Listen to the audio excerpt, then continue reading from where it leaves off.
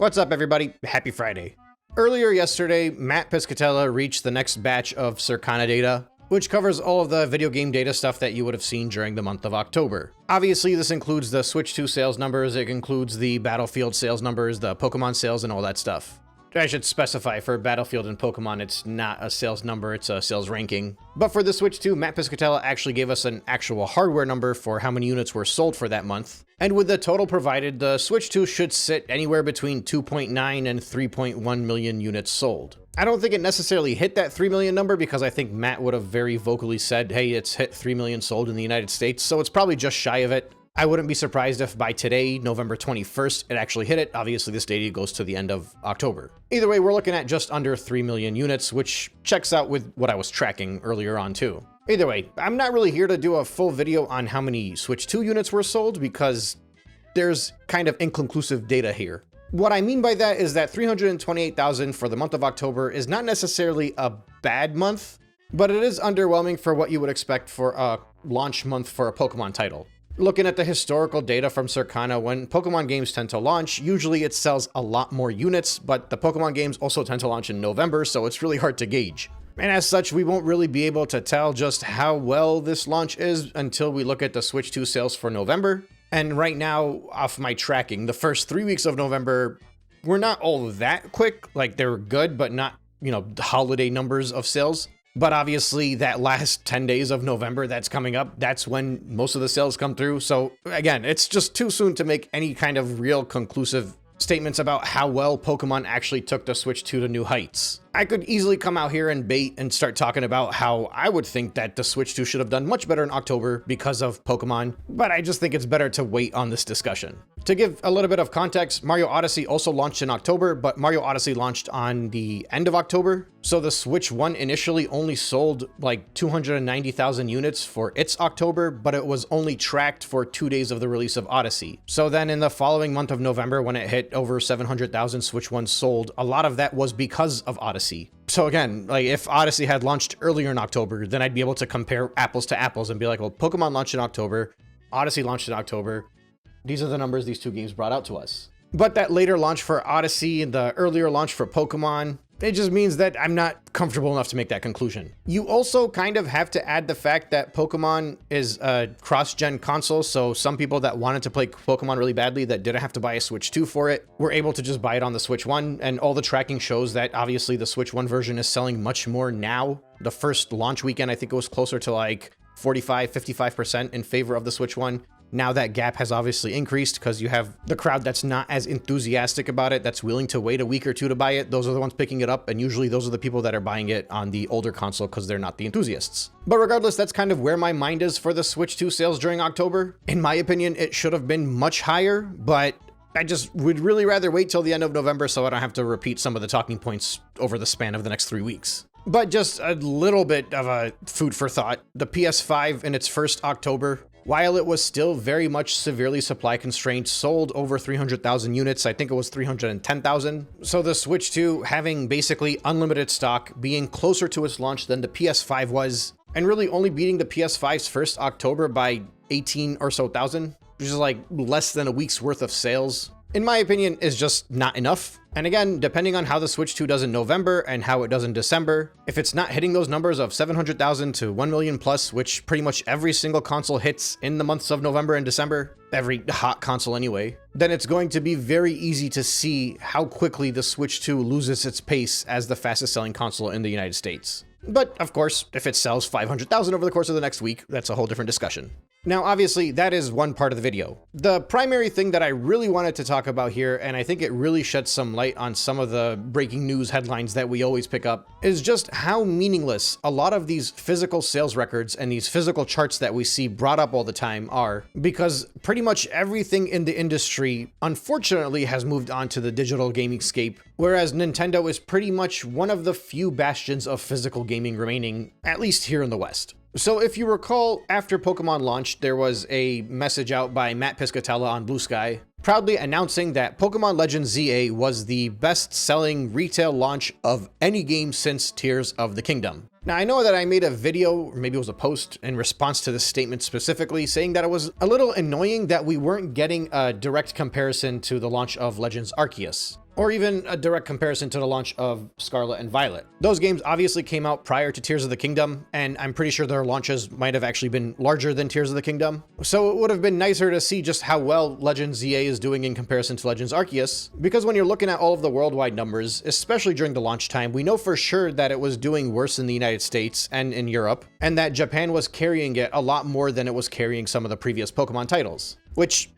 normally Japan's always carrying it 40%, so it could have been up to like 50%, for example. Either way, I thought it was very telling that pretty much every other region in the world had compared the launch of Pokemon Legends ZA with Legends Arceus, but Matt Piscatella from Blue Sky decided not to. I'm assuming that's a directive from somebody. You know, they can't give people too much data because that's what gets these corporations to subscribe to that data. Another talking point that came up was that there's no way that Pokemon is doing better at a launch of a title comparison to like games like NBA and Madden and COD and whatnot. This is considering physical and digital sales. It's pretty known to most people that those games are the best-selling games pretty much annually. They're at least sitting up there in the charts. But when I made that statement, a lot of Nintendo fans had popped into my video and they're like, oh, Nintendine's an idiot. He thinks that Pokemon is not the clear leader here. And I don't know, it was a very typical Nintendo fan moment where they actually believe that there is no other game that sells better than Pokemon titles. In any case, something that I really appreciated about the most recent Circana data report was that Matt Piscatella provided more information than he's been giving recently.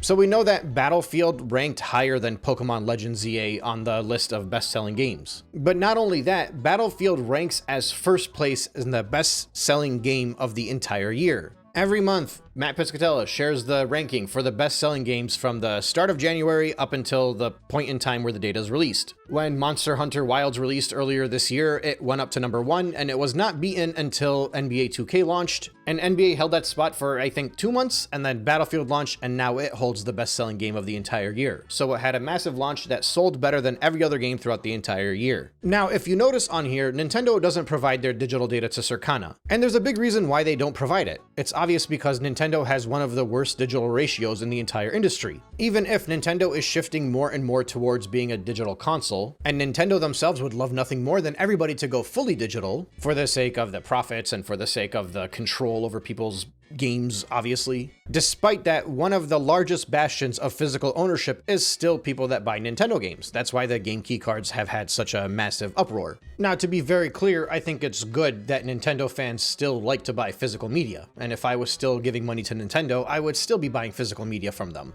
But despite that, I think people should understand just how few sales from Nintendo are actually digital. And not only that, they should consider just how many more digital sales exist in the other platforms. Because what happens is when Nintendo does not report their digital sales over to the other platforms, people will see a list like this that shows that Pokemon was the second best-selling game of the month of October behind Battlefield 6, and the conclusion they will draw is that Pokemon is such a good-selling game that even without the digital sales, it's in second place. But the multiplier for Nintendo games is very small. At its absolute best, it's a ×2 multiplier, meaning half the people that could buy a physical or a digital game will choose to buy a digital title. That's at its best. I think it's realistically closer to like 1.75 times the physical number.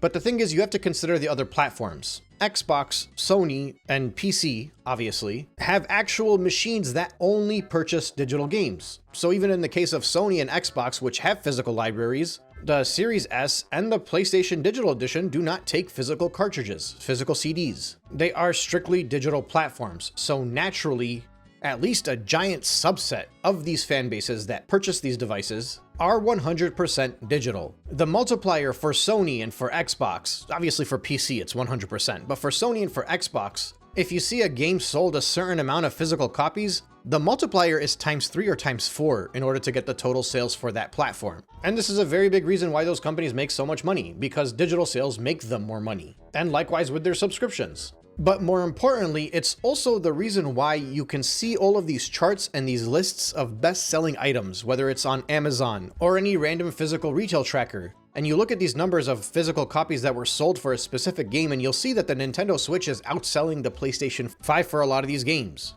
And it makes people assume automatically that the Nintendo titles are selling the best.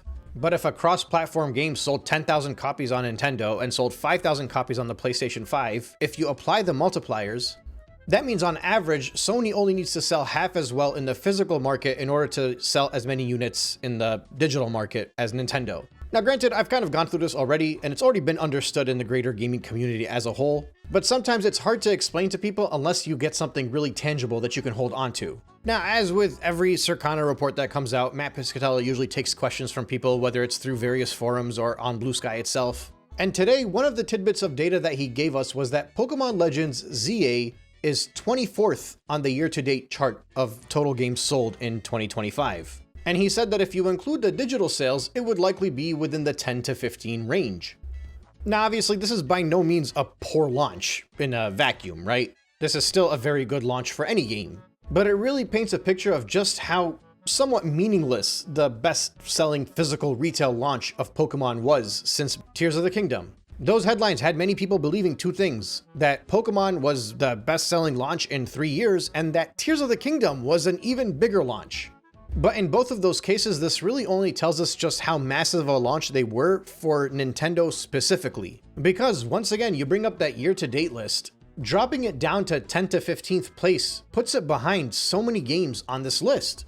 Right, like so many people are looking at Ghost of Yotei and they're saying that it's underperforming, and they're looking at Pokemon and they're like, it's the best launch in 3-4 years or whatever. In actuality, it's pretty close, and realistically, it probably favors Yotei a little bit better than it does Pokemon. You know, Battlefield had a phenomenal launch with, it went straight to first place, so that could be an outlier, but at the same time, NBA 2K26 also jumped straight into first place, and it only came out a little over a month ago. Or rather, about a month and a half prior to Pokemon. But either way, when it popped into the list, it still went straight to first place. We had a similar showing with Borderlands. It went straight to the top. And many of these titles that are released, not all of them, obviously Battlefield is very PC heavy, but a whole lot of these games are either cross-platform or Sony exclusive, and the ones that are cross-platform more often than not favor Sony than anything else. But even if you consider them being cross-platform, you're looking at a user base of over 50 or 60 million for the Nintendo Switch 1 in the United States, in comparison to the PlayStation 5, which is only like half of that, I think 26 or 27 million. So even if it's cross-platform, the amount of units out there that are able to purchase these games is still mostly in favor of Nintendo, with the exception of the big PC-heavy titles like Battlefield. But the point is, I think this really kind of brings home the idea that the best-selling Nintendo game since Tears of the Kingdom, the best-selling physical game in the entirety, physical launch in the United States, was Pokemon. That's the best one since Tears of the Kingdom. And even if you include a ×2 multiplier, which I think that's what the Circana data estimates, at best it might make 10th place on this list. So I think that's something very valuable to keep in mind when we're talking about physical sales in general, where we're talking about the best sellers on an Amazon top 10 list. Or even a step further, when we're considering the eShop sales for Nintendo, something that's sold well digitally. People assume that because it sold well on the Nintendo store, that means that it's doing really well in general. But the reality is that most Nintendo fans are not buying digital. Most of them are still very much in the physical realm. So those eShop rankings where you see a certain game doing very well digitally on the Nintendo eShop does not necessarily translate well enough to be like, oh, this is doing very well to the industry in comparison as a whole. And actually, I think this little comment and reply from Matt Piscatella on Blue Sky kind of paints the picture better than I am. The user says Pokemon Legends ZA being the best physical launch but not in the top 20 for the year is kind of crazy. Digital is obviously taking over, but I didn't think the gap was that big. And Matt replied saying that some people online get really mad when I talk about the decline of physical, but yeah. Then again, this is not me celebrating the decline of physical games. I still pretty much try and exclusively buy physical unless I can get a good deal on the digital stuff. But it's just important to remember that most of the industry has overwhelmingly moved on to digital, except for Nintendo. And that's relevant because when we look at the sales charts and we look at any kind of rankings that involve physical numbers more than digital numbers, they will always make Nintendo look like it's doing better than it actually is. And that's why we see all of these rankings and all of these charts that seem to favor Nintendo, but when the financials come around, the money generated from software sales seems to always favor Sony, and in some cases, Microsoft. And especially in the case of Sony, it's a much wider margin. Because all of those charts that we're looking at that actually have physical sales numbers next to them, right? Circana, they include digital data, but we don't see the numbers of how many sales are sold for a specific game. But all those physical charts that people like to obsessively track, specifically Nintendo fans like to specifically track, they don't provide proper context. Then likewise, there are a lot of people that are trying to downplay Ghost of Yotei, right? For one reason or another, there's a boycott behind it. It's more of like a social political thing and less of like a Nintendo angry at Nintendo for raising prices thing. But I've seen these people that are going hard against Ghosts of Yotei to try to make it out to be a failure. Whatever, that's their prerogative. They can think it's doing poorly or think it's doing well. I don't care about that. But I've noticed that one of the arguments they make is that Ghost of Yotei ranking as well as it did in the past couple of months, in their opinion, is misleading because it doesn't account for the fact that Nintendo's digital sales are not included on these charts. So in their minds, they're like, well, we don't know if Ghost of Yotei is actually ranking first because Nintendo games could have sold better than it, but the chart is being misleading. But with all of the reasons they can come up with, I think that's one of the worst ones to make the argument about, because we know now that the best-selling Nintendo game of this year, right, obviously not including Mario Kart's bundle, but I think this is a couple of points ahead of Donkey Kong Bonanza based off of another comment that Matt had answered. But the best-selling Nintendo game of this year is still well behind Ghost of Yotei. So you can't really rely on Nintendo's digital sales that they don't share to change the chart in that way.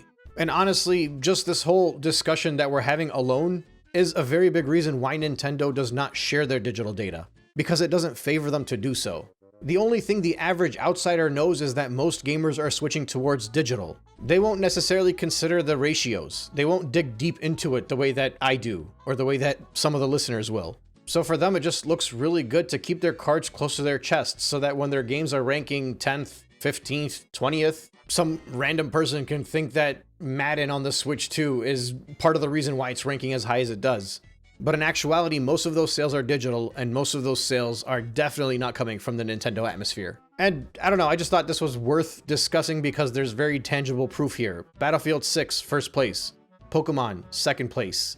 Pokemon was the largest physical launch since Tears of the Kingdom in retail, in all of the United States on every platform. Largest physical launch. Despite that, at best, it's like down to 10th place, or at worst, down to 15th place. The gap is massive and definitely is something that you should keep in the back of your minds anytime you see any of these physical sales charts lists that show Nintendo doing significantly better than it might actually be doing.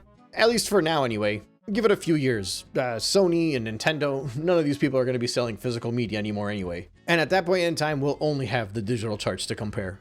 But yeah, the next time you see somebody tweeting about how great the physical launch of a Nintendo game was, keep in mind that that's not the best-selling game of the year or of the past 2 or 3 years.